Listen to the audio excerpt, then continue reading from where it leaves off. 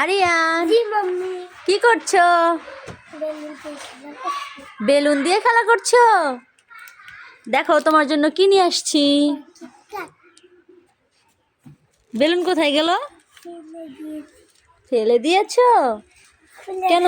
Balloon দিয়ে আর খেলবে না? খুলে দাও। আচ্ছা দাও।